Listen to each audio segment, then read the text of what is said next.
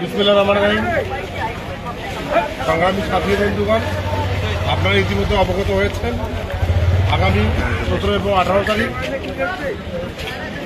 আমাদের উত্তরাঞ্চলের লৌহমানব বাংলাদেশ জাতীয়তাবাদী দলের জাতীয় নির্বাহী কমিটির সাংগঠনিক সম্পাদক রংপুর বিভাগ, জেলা বিএনপির সংগ্রামী সভাপতি, আমাদের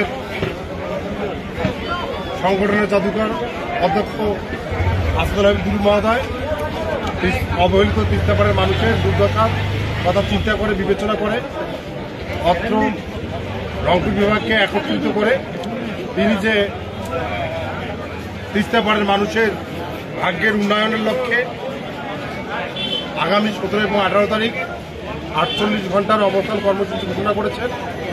সেই 48 ঘন্টা অবস্থান কর্মসূচি উপলক্ষে ভোটমারি ইউনিয়নে যে একটি আমরা ইতিমধ্যে দুলু ভাইয়ের আগমন উপলক্ষে মিছিল দিয়েছি।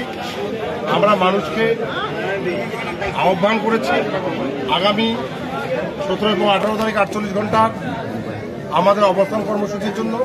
সেই সাথে আমাদের প্রাণের মানুষ, প্রিয় মানুষ অধ্যক্ষ আসাদুল হাবিব দুলু মহোদয়ের যে আগামীকালের জনসভা কাকিনাতে, সেই জনসভায় যোগ দেওয়ার জন্য সকলকে আমরা আহ্বান করছি।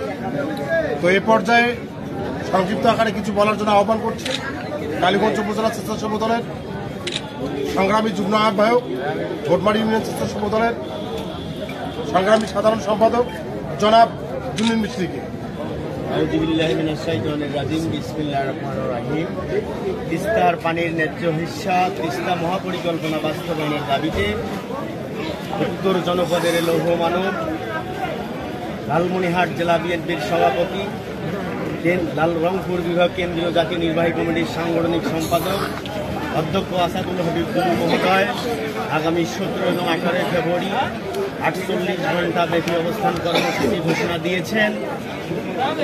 আগামীকাল কাকিনায় দুলু ভাইয়ের সমাবেশ সফল করার লক্ষ্যে ভোটমারি ইউনিয়ন ছাত্র দল, ভোটমারি ইউনিয়ন স্বেচ্ছাসেবক দল, ভোটমারি ইউনিয়ন শ্রমিক দলের নেতৃবৃন্দ আমরা সমাবেশ সফল করার লক্ষ্যে একটা র্যালি করেছি এবং মানুষদেরকে আমরা উপলব্ধি করাইছি যে আগামীকালকের সমাবেশে, দুলু ভাইয়ের সমাবেশে আপনারা যোগ দেবেন, সমাবেশ সফল করবেন এবং তিস্তা পাড়ের মানুষের দুর্ভোগ লাঘবের জন্য দুলু ভাই যে পদক্ষেপ নিয়েছে যাতে আমরা সফল হতে পারি, সেই লক্ষ্যে আগামীকালকার সমাবেশ আমরা সফল করব। এই বলে আমি আমার কথা শেষ করছি। আসসালামু আলাইকুম।